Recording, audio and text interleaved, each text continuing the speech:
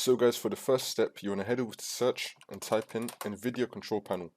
You could also right click on your desktop, click on show more options, and then click on NVIDIA control panel.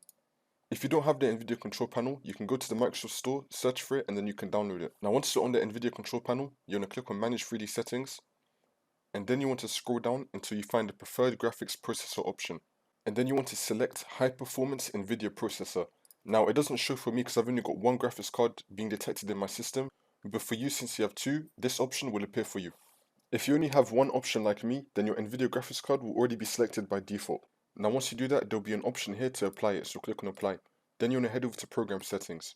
Now if you have a specific app that you want to use your GPU with, you want to click on select a program to customize, and then you want to find the application.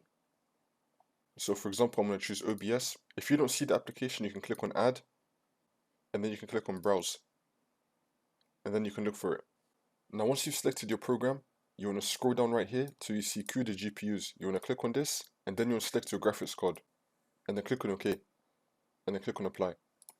Now for the next step, you want to click on configure sound. Now under your physics settings for your processor, you want to select your graphics card, and then click on apply when you have the option.